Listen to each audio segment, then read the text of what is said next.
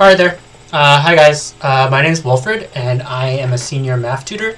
I'll be covering 9 questions related to integrals and derivative and calculus in general. If you have any other problems with calculus, please submit them through OneClass and we'll try to get to them as soon as possible. And other than that, yeah, let's just jump right into it. Okay, so the first question reads, find the average value of the function over the given interval and all the values of x in the interval for which the function equals its average value. Okay, so they're asking us to look for the average value of this function across this interval. Let's say, usually when you're calculating average, right, you're going to take the sum of all your values and divide it by the total number of values, right? So usually, just for illustration, average would equal the sum of all values. All values divided by the total number of values, okay? So when they're asking us for the average value of the function over an interval, they're asking us to add up all the values of f of x at each little point of the interval, right? So we can interpret that as calculating the integral of the function over the interval, or the definite integral of the function over the interval, and then dividing it by the interval itself. So the formula for calculating the average value of the function goes like this, okay? So it's a equals 1 over b minus a times the integral from b of a of our function, okay? So this is the average value of the function over an interval, BA, or AB, okay? So in this case, we're going to take our function here, we're going to integrate it, find a definite integral, and divide it by the b minus a, okay? So let's say a equals 1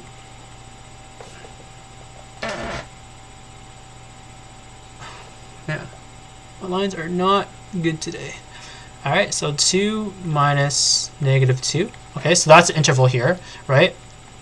And then we have negative 2 to 2.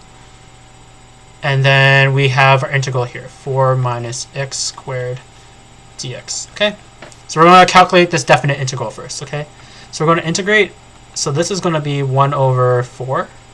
Alright, and if we integrate this, we get 4x minus 1 over 3 x cubed from negative 2 to 2. Okay, so I just use a constant rule of integration and the power rule of integration to solve our integral here, and we're going to find our definite integral now, which is so 8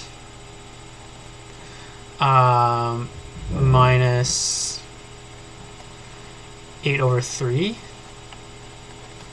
minus negative 8 plus 8 over 3. Okay, so that's our calculation of the definite integral here, and we should get 32 over 3. Okay, so we got 1 over 4 and 32 over 3. Let me make sure this math is correct, by the way. 16, so this is 16, and minus, so that's 16 over 3. 16 minus 16 over 3. 3 times 48. 48 minus 16 is 32. Yep, okay, so that's the correct math. All right, we're going to simplify this, and we get 8 over 3, okay? So the average value of our function over the interval negative 2 and 2 is 8 over 3. Okay, so that's the first part of the question. So the second part of the question is asking us to find all the values of x within the interval for which the function equals its average value. So all we really need to do is solve for this equation. So let f of x equal 8 over 3. Okay, so we let f of x equal 8 over 3, and we solve for this for x basically.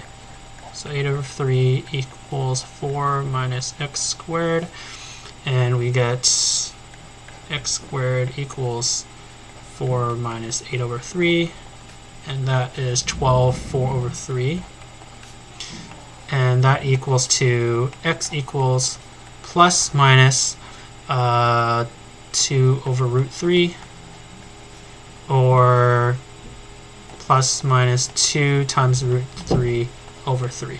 Okay, so within our interval -2 and 2, there are two values of x that equal the average value, which is 2 root 3 over 3 and -2 root 3 over 3. Okay, so that's how you solve the problem here. And we solved the problem by applying this formula of the average value of a function, which is just the integral, or the sum of all the values of x, I guess, divided by its interval. Okay. So this solution is correct. Good work. All right, cool.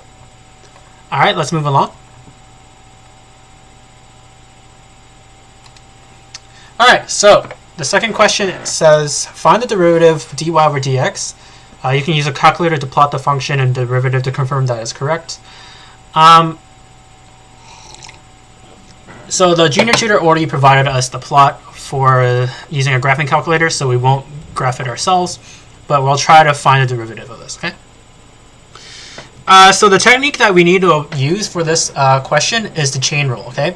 Usually the chain rule is written like this. So chain rules are applied to functions that are compositional functions. So there's a function within a function, and as I said in previous lessons, a chain rule can be function within a function within. It can go infinitely. This composition can go infinitely, right? So usually I write the composition of two functions as dy over dx equals dy over du times du over dx. Okay.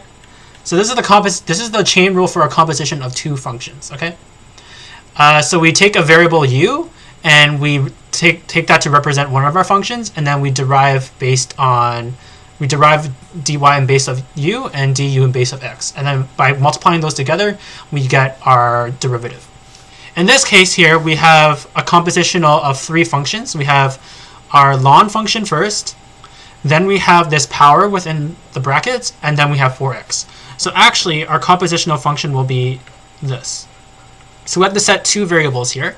So it will be dy over du times du in terms of dv times dv in terms of dx. Okay. So we're going to need to use two substitution variables, and we're going to need to do a chain rule of compositional functions of 3. Okay. So let's say let v equal 4x, let u equal v to the power of 7, and let's y equal 7 ln u. Okay? Sure.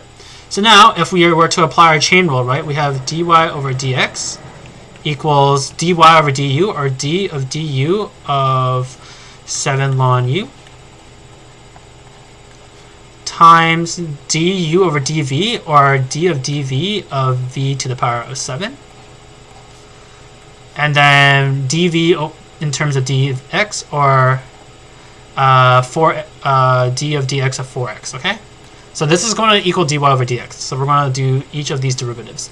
All right, so there's a constant here, but the derivative of ln u is 7 over u, or 1 over u. Okay, derivative of a power function is just using the power rule, so that will equal to 7v to the power 6.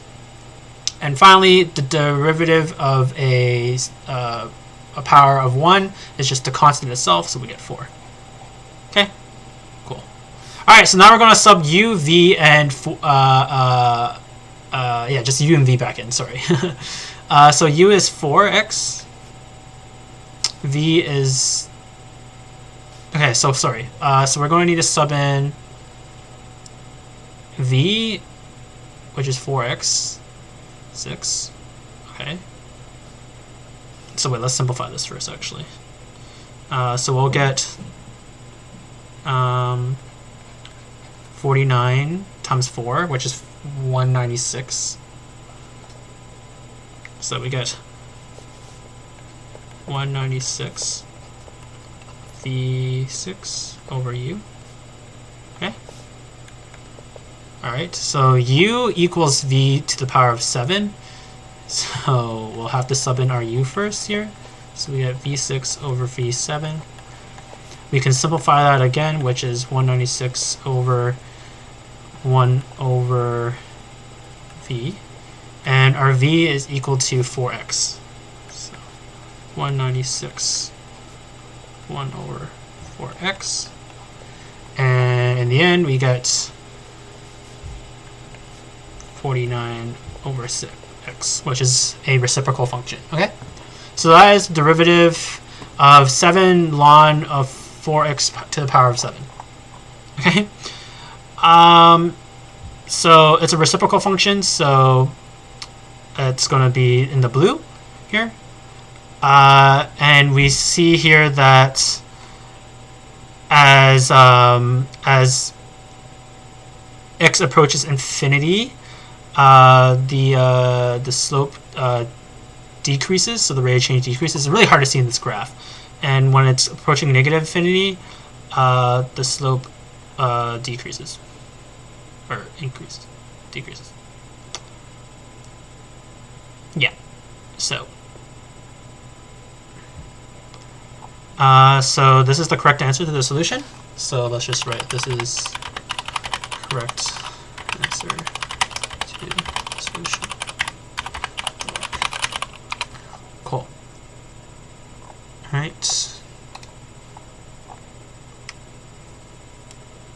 right, let's move along to the next question. All right, so what is the integral of tan x to the power of 6? Okay. So to calculate this integral, let me write it down first. We're going to use a technique called substitution. So we're going to take our variable u and substitute it into our integral here to make it simpler to solve. Okay. So the integral of tan x to the power of 6. Okay. So let's say let u equal tan x. Okay. So if u equals tan x, then du of dx will equal to secant squared x, okay? And that means that du equals dx secant squared x.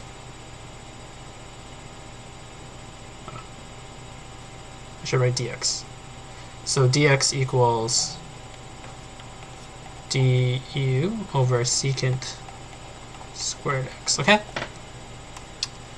So then we're going to sub these two variables, or these two equations, into our integral. So sub 1 and 2 into integral. Okay? Cool, so now we got this integral in terms of du now. We get u to the power of 6 divided by, let me just write it this way, u to the power of 6 divided by secant squared x of du, okay? Alright, sure. So we know that based on our trigonometric identity, we have secant squared x equals 1 plus tan squared x, okay? So we're going to sub that into our equation here. So sub 3 into integral. And now we get u up to the power of 6, 1 plus tan squared du. But we also know that u is equal to tan, so we can simply write u to the power of 6, 1 plus u squared du. Alright, cool. Now we're going to need to integrate this. It's not simpler to integrate, but we'll make it simpler, okay? So we're going to we're going to do some long division of u to the power 6 divided by 1 plus u squared, okay? So if we're going to do long division here, we're just going to do this. Alright, so our long division will look like,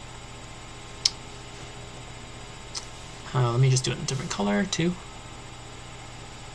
So u to the 6 divided by e squared plus 1, okay?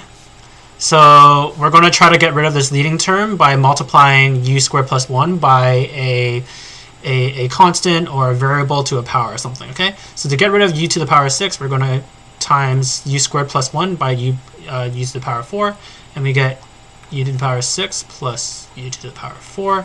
If we subtract that, we get negative u to the power 4. We want to get rid of this leading term, so we're going to need to multiply this by negative u squared, and we get negative u to the power 4 minus u squared.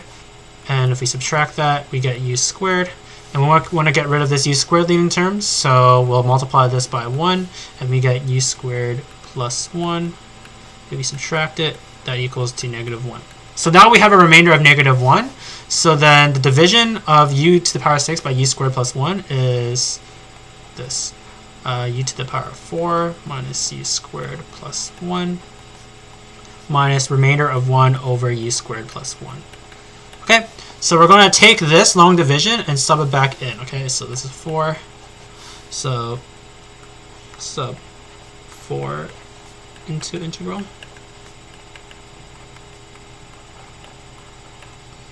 Okay, and that in this way we get the integral of u to the power 4 minus u squared plus 1 minus 1 u squared plus 1 du.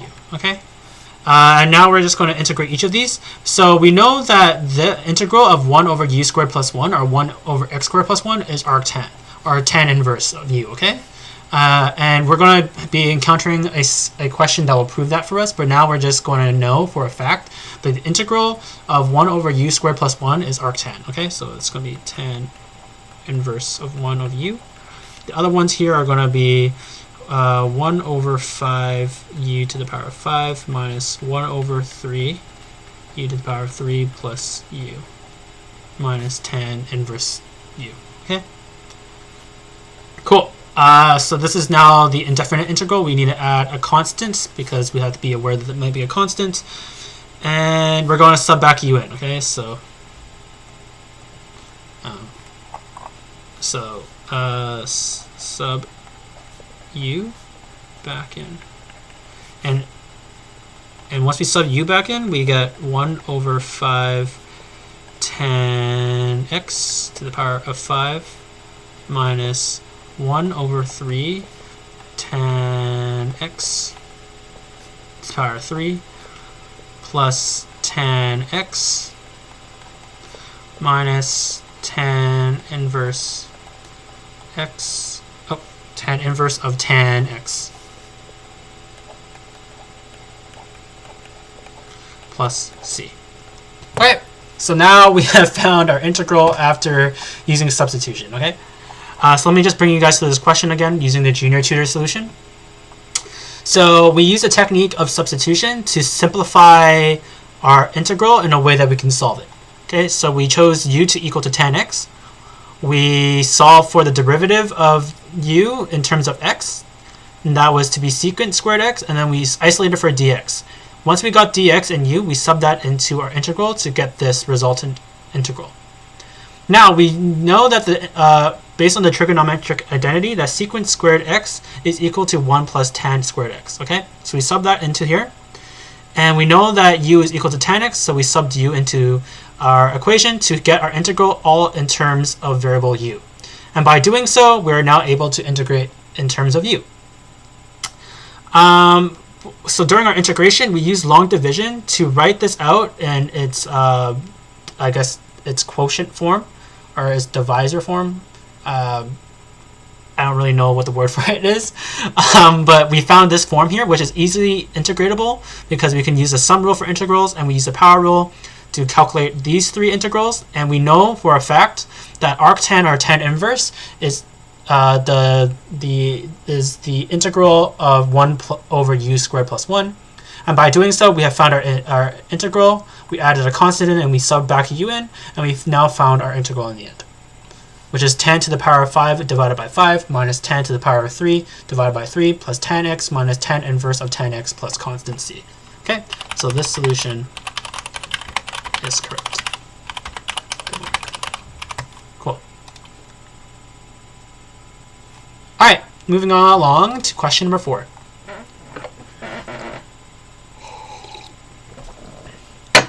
So the question reads, find the average rate of change of the function over the given interval. Compare this average rate of change with the instantaneous rates of change at the end points of the interval. Okay. So to find the average rate of change of a function, it's basically the equivalent of finding the slope of the function between those 2 points. Okay. So the slope of the line of the function. Okay. So the I'm going to call it AROC for average rate of change.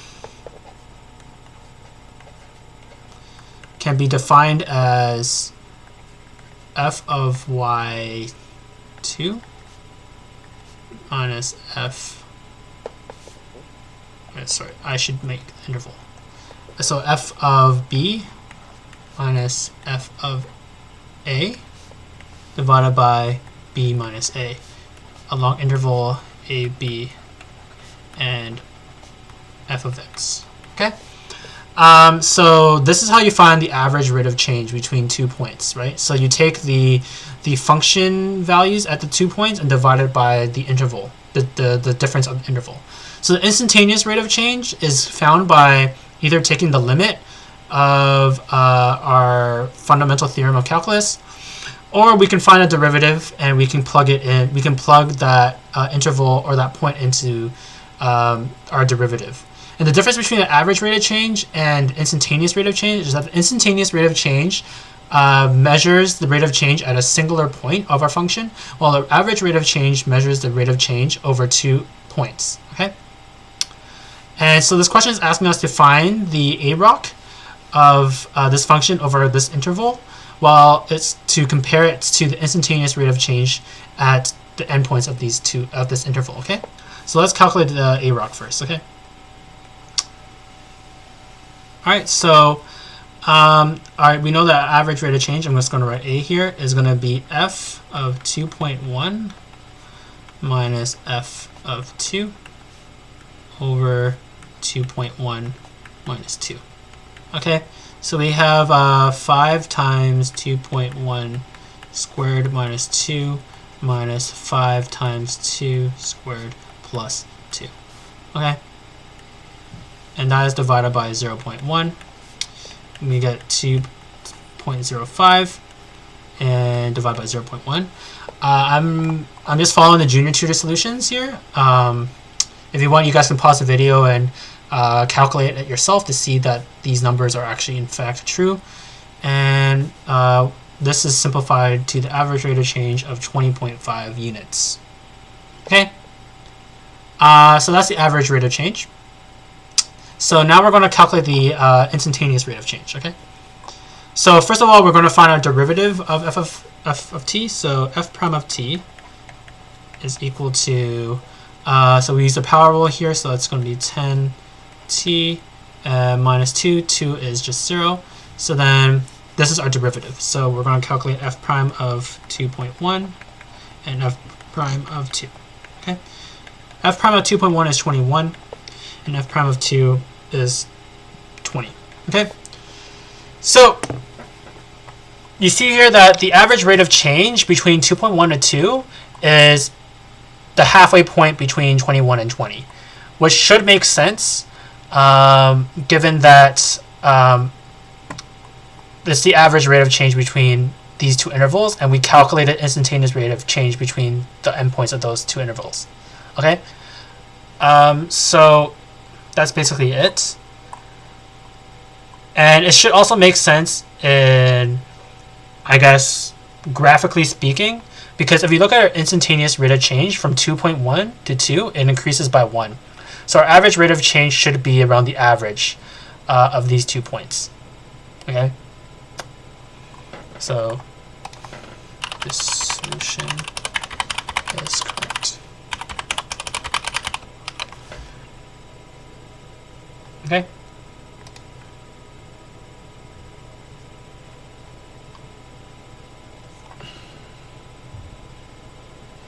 All right, so moving on to the next question here. It says, state the rule for integration by parts. In practice, how do you use it? So the integration, the rule for integration by parts is also another technique that can be used to solve, I guess, complicated integrals. It's a way to simplify them so we can easily solve them. And it's mostly applied to a product of functions, okay? So in our previous question, we used substitution. And integration by parts is, I guess, a branch off of substitution where you call two variables to substitute within your equation, okay? So the formula for it is, the formula for integration by parts is if you have the integral of u in terms of v, that is also equivalent to u times v minus the integral of v in terms of u, okay? So if we have a product of functions, we can represent one as u and one as dv, and then we find the integral of dv and the derivative of u. And by doing so, we can equate the product of functions by the integration by parts, okay? So the junior tutor provided an example here, and we're going to go through that example now. All right, so we have the integral of x times cos of x in terms of x, okay? So as you can see here, this is a product of function x and function cos of x, okay? So we're going to say let u to be equal to x, and we're going to let the derivative of v be cos x in terms of dx, okay? By doing this, du is equal to dx, and the integral of dv, v is going to be equal to sine of x, okay? And by doing this, now we can use our integration by parts, and now we know that we can break up x cos x as u times v, so x times sine x plus, or sorry, minus the integral of v, or sine x, in terms of u dx. So now this is an easily solvable integral, right? We know that the integral of sine x over dx is just negative cos x, okay? So we have x sine x minus cos of x plus, okay? And we'll add a plus c here. And if we were to expand that out, we get plus cos x plus c, okay? Alright, so by doing integration by parts, we were able to simplify this integral into a more easily solvable integral. Yeah, so this is the solution, and definition is correct. Okay, cool. Alright, question number 6. So find the volume of the described solid S, a cap of a sphere with radius r and height h, okay? So they're asking us to find the volume of this, I guess, hemisphere at the top of the sphere with height h and radius r, okay? So in my previous lessons, I covered how to calculate the volumes of a region on a Cartesian plane that's rotated around an axis, okay? So I described what the disk method was and what the shell method was, okay? So it is always wise for us to kind of visualize this, I guess, space, and we're going to visualize it by using a Cartesian plane, okay? So let's minimize out first. Okay, so we have a Cartesian plane. Let's see here. We have our circle. Let's see here. Okay. I'm going to try to center this circle as best as I can. Alright, this looks pretty centered to me, okay? So we can represent this region, or this volume, as this circle. Okay, so first of all, we know that this circle should have a radius of r, okay? So we're just going to write out all our axis points first. So this is axis x, this is axis y. So we know that this circle has a radius of r, so I'm going to write that down here. 0 to r, okay? We know that this function is defined as x squared plus y squared equals r, okay? Squared. So if we were to take a, I guess, how we would call it, a sub-length of this, or like go into this quadrant of this circle and draw a line. Here, let me draw a line here. So we're going to go to one of the quadrants of the circle, and we're going to try to bisect it or cut it in a way, and we're going to describe this length here as h. So this length, resultant length here, is oh, sorry, this length should be h, sorry. And this point here should be 0 and r minus h. Alright, okay. So if we were to take this region, I'm going to color it in a bit. If we were to take this region of this circle in a 2D plane and rotate it around the y-axis, we would get the region that we so desire, and we can calculate the volume of that, okay? So what we're going to do is, let me just rotate this first for you guys. Get a different color. So if we were to rotate this region around the y-axis like this, we would get our volume at the top, right? This illustration here. Okay. So like I described in the disk method and the shell method, we are now going to find a area. We're going to add the area of a cross section of this, I guess, this cap, and we're going to sum up all these areas. Okay. So a rule of thumb when you're describing the disk method or the shell method and seeing which one you should use, you should always describe what you have as a differential strip. Okay, so the differential strip is just and what I guess way are you differentiating. Okay, in this case, our differential strip is perpendicular to our point of rotation. So we're going to use our disk method here. Okay.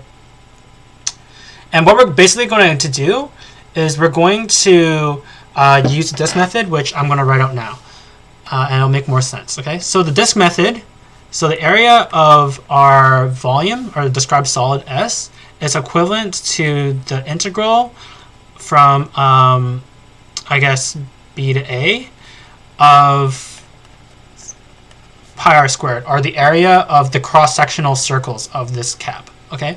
In terms of, I guess, dx. Okay. So if you think about it, if you rotate this around, we would have a radius of cross-sectional circles within this circle, right? If you rotate it around. So basically, our strategy here is to add up all these circles within this region, and that will be equivalent to the volume of our described solid. Okay.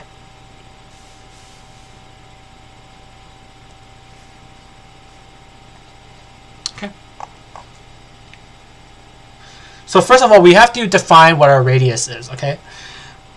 So our radius here is, so this is also r and 0. Our radius can be described of our differential strip of our circles as, okay, so I'm going to call our radius xr, not r, okay? So not to be confused. our radius can be described as the difference between this y value here and the radius at the top, okay? So that can be defined as our radius, okay? So we can define it as the square root, which is the I guess the distance function of r squared minus y squared, okay? So if you think about it, this is our radius here, and this is the radius of our circle. We can say that the distance will be r minus y, okay? And by doing so, we can plug this into our equation here. I don't know why I wrote s here. This should be v. Okay. And now we can write our whole equation. So let's say here, so v equals, so we're calculating the integral from r to r minus h, okay? So r to r minus h. And we're going to be integrating in terms of y, all right? Because we're using the variable y here, okay? So it's going to be r squared minus y squared dy, okay? So this integral here, once we solve it, is going to be equivalent to the volume of our solid, right? So if we were to simplify this, we would get rh of r squared minus y squared dy, okay? And if we were to integrate this further, we get, we're going to use our power rule here, so we get r squared y minus 1/3 y cubed r to r minus h, okay? Also, don't forget our pi here. We're going to write our pi. Forgot that. All right, so now we're going to need to evaluate this definite integral. Okay. So our definite integral will be pi of r squared times r minus 1/3 r cubed. Okay. And that will be minus r squared r minus h plus 1/3 r minus h cubed. Okay. Let me just see that I calculated all this correctly here. R squared minus. Yep. Okay. All right, and that would equal to. So we'll take out the pi over 3 here. So we'll get 3r cubed minus r cubed minus r squared r cubed plus r squared h, and then the expansion of this, which is 3r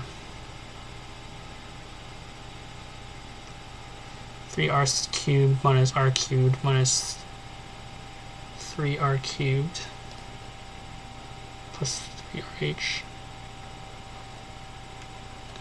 And then this is just minus 3r squared h plus 3rh squared minus h cubed. Let me just see if this is correct here. 3r cubed minus r cubed minus 3r cubed plus 3r squared h minus 3r squared h plus 3rh squared minus h cubed.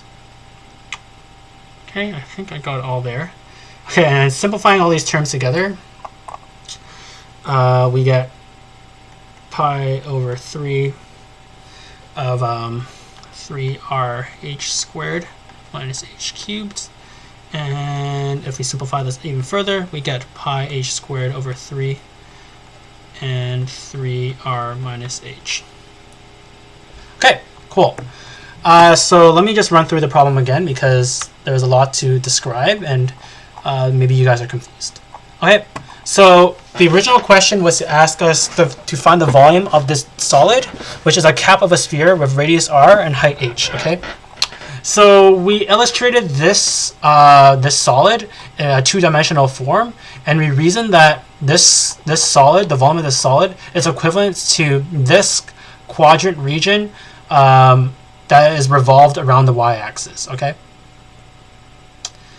And now, because of that, we reason that if we were to add the cross-sectional circles, so if we were to do a cross-section of this, we would have a circle with radius r, right? Okay, and we reason that this radius r can give us the area of that cross-sectional circle. And if we were to add up all this cross-sectional circles at different cuts, we would find the volume, right? In the same way, we reason that if we were to calculate the cross-sectional space, then we would need to find this differential strip, right? Because now we're thinking about, okay, so the radius is changing constantly, so we need to find the radius of these cross-sectional circles, right? And the radius of those cross-sectional circles are found by the root of r squared minus y squared. Okay, so we just used the distance equation, and we were able to find our radius. Okay, so now using our disk method, because the rule of thumb is that if our differential strip is perpendicular to our axis of rotation, we can use the cross-sectional addition method. The shell method suggests that we use a cylinder method instead, and we add the surface area of all those cylinders. Okay, so we defined our volume of our solid as the definite integral of the cross-sectional circles, of the areas of the cross-sectional circles. Okay, and by doing that, and by defining our radius of a differential strip, we're able to come up with this integral here. And then we are just able to solve for it and calculate and simplify to find our equation to find the volume of the cap of a sphere, which is pi times h squared divided by 3 times 3r minus h. Okay? So yeah.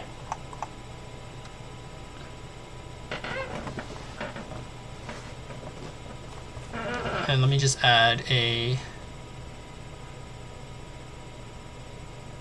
bracket here. Okay? So that's how you solve the problem. So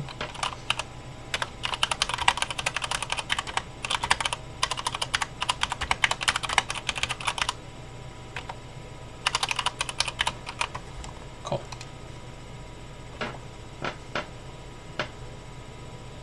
All right, let's move on to the next question.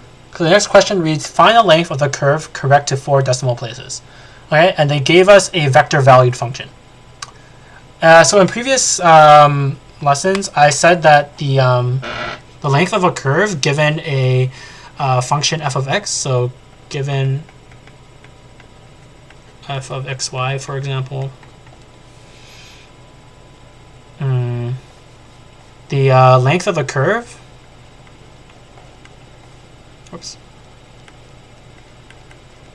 equals the definite integral between a, b of the root of 1 plus f prime of xy squared. Okay, so that was what I suggested as the formula to calculate the arc length of a curve. In this case, we're giving a vectored valued function instead.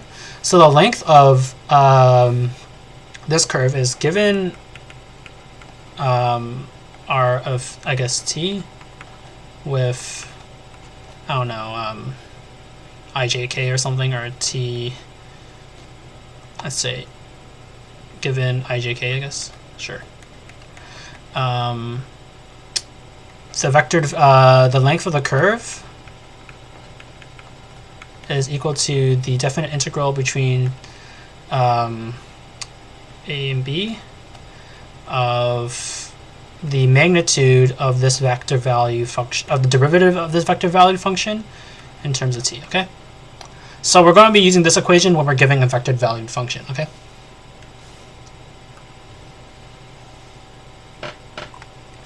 all right, so first things first, we're going to define r of t. So r of t is equal to, it's a 3-dimensional vector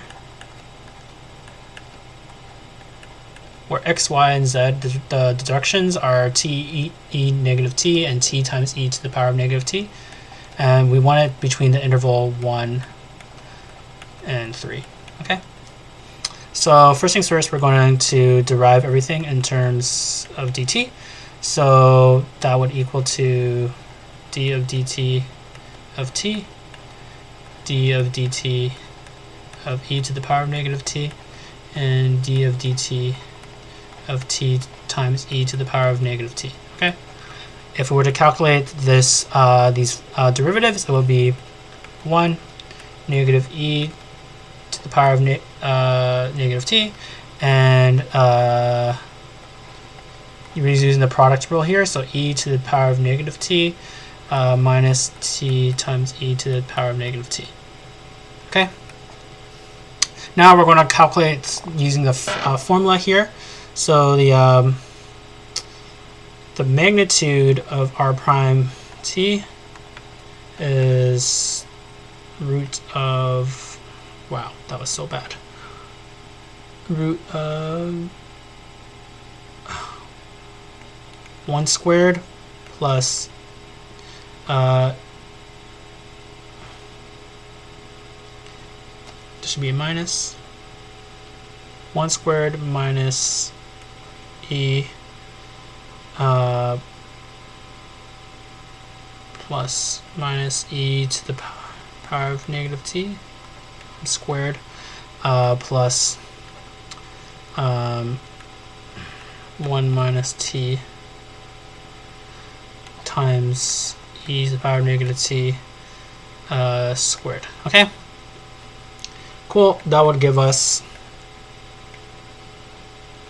1 plus e to the power of negative 2t and plus 1 minus t squared and e to the power of negative 2t.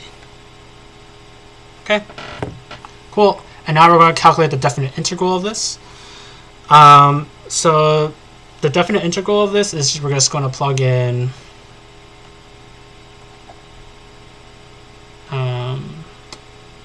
so we're going to need to integrate this now too. So it's going to be length equals root 1 to 3 of r prime of t dt. Okay, let me pen this all the way down. Okay, and that equals to the integral of 3 of 1 and 1 plus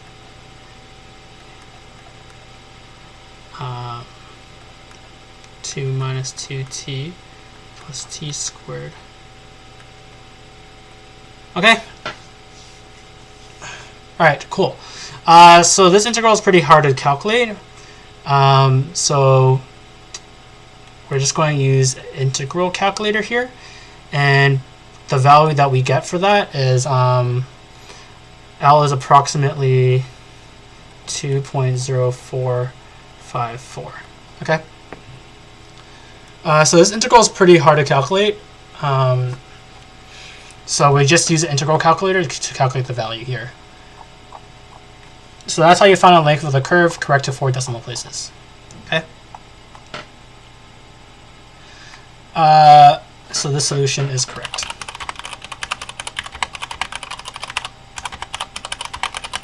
Cool.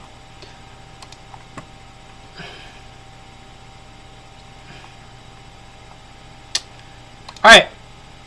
So the next question covers a Taylor series. So how do you find a Taylor series of f of x equals cos x at x equals 0? So the Taylor series is another way to approximate a function at a value of a, x equals a, and it can be defined as this. So the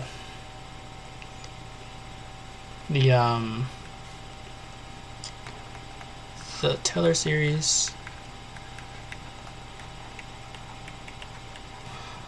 of f of x at x equals a is defined as, so f of x can be approximated by the infinite sum,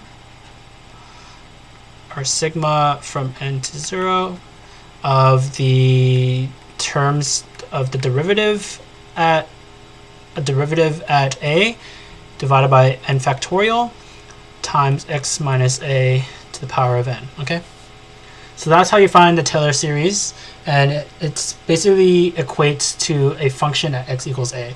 All right.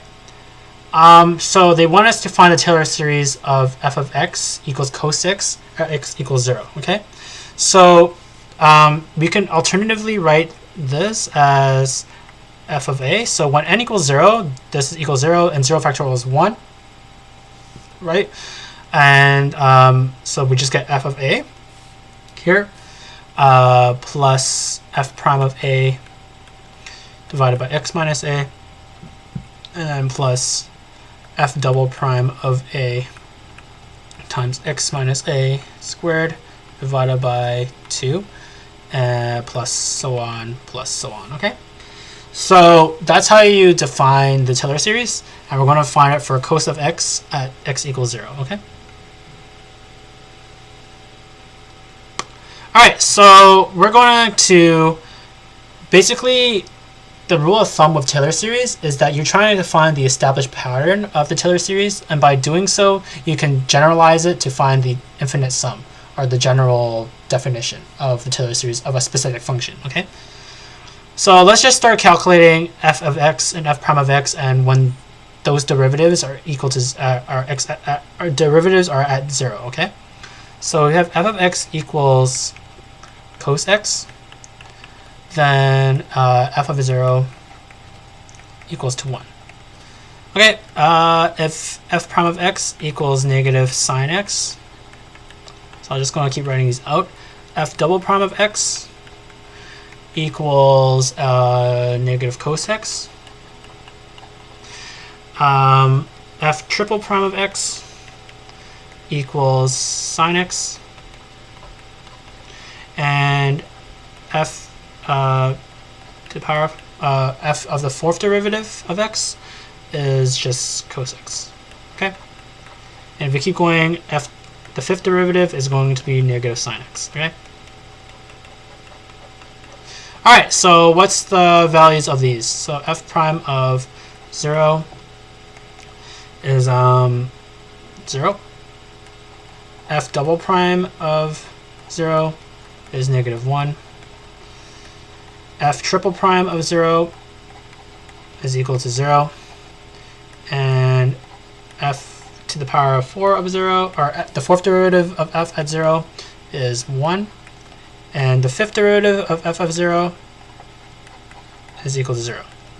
Okay, so if we kept going, we can realize or recognize that there's a pattern here. Okay, so the coefficients are the derivatives is alternating series of 1, 0, negative 1, and 0.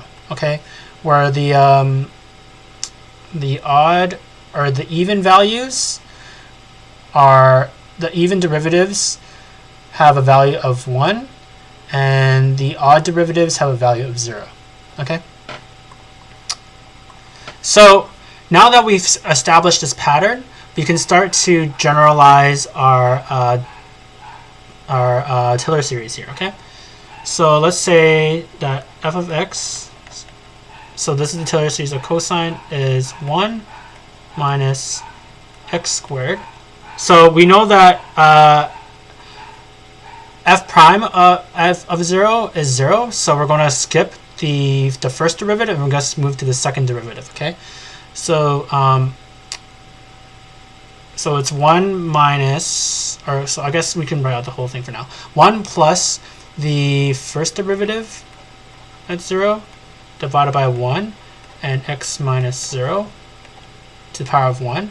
And then we're going to write plus f double prime of 0 divided by 2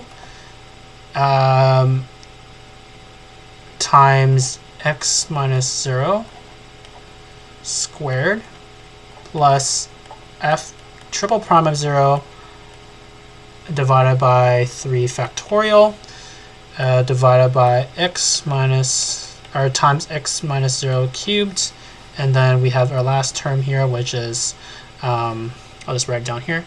It's f to the fourth derivative at 0 4 factorial times x minus 0 to the power of 4. Okay, so if we're to simplify this, f prime of 0 is 0. So this counts, this is 0 and this is 0. So all we're left with is, and this is negative 1 and this is going to be 1. So we have 1 minus x squared divided by 2 factorial plus x to the power of 4 factorial and so on. Okay. So next term is going to be minus, so and so on. Okay. So if we're to generalize this, we would have it to be the infinite sum. Remember to write the infinite sum all the time. So our signs are always alternating. So we can add a term that will always alternate our signs, which is negative 1 to the power of n. So when n is odd, it's going to be negative, and when n is even, it's going to be positive. Okay. And now we see here that our terms x squared and x4 and keeps going. It only includes even powers, right? So we can write here x to the power of 2n. So this ensures that our Taylor series will always just have even powers. And we see here at the bottom here that we only have even factorials. So we just write this 2n factorial, okay? And so these three terms helps to ensure us that our pattern remains the same, right? So this one makes sure that our signs are alternating. This makes sure that our exponents are always going to be even. And this makes sure that our factorials are always going to be even, regardless of the index number n, okay? So this is our Taylor series for cos of x at x equals 0. All right? Cool. So this solution is correct.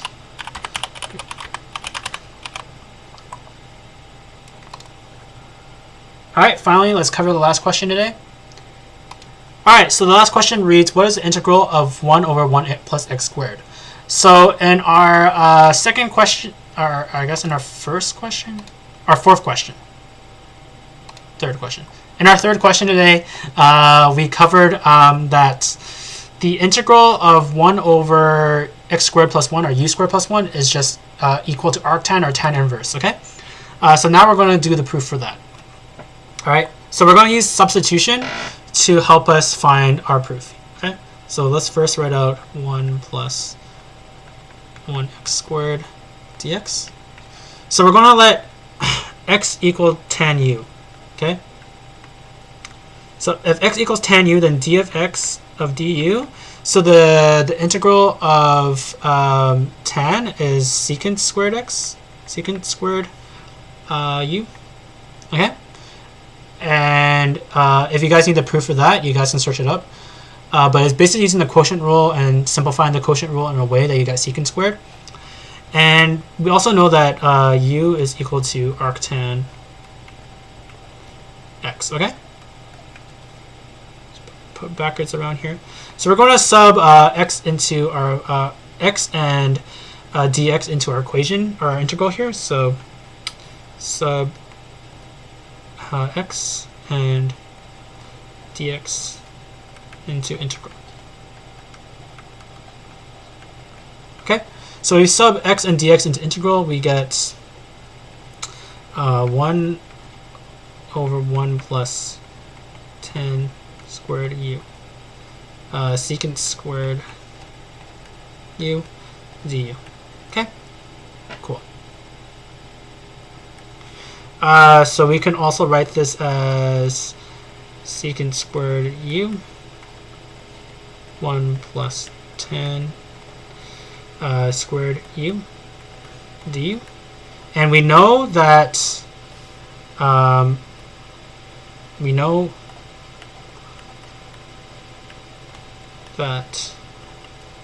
secant squared u is also equal to 1 plus 10 squared u.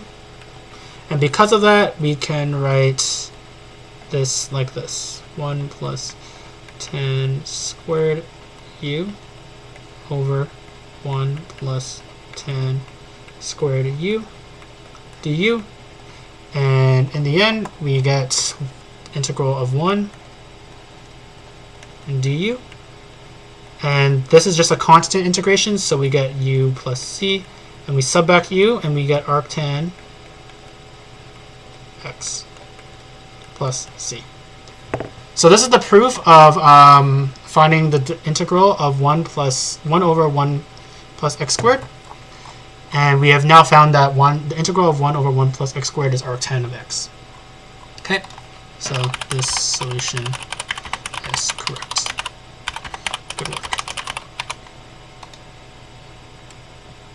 All right, so that wraps up our session for today. I hope that you guys learned something. And if you have any other issues or problems with your calculus homework or with your tests or any challenging problems, please submit them through OneClass and we'll try to get to them as soon as possible. Thank you for listening and I wish you guys a nice evening.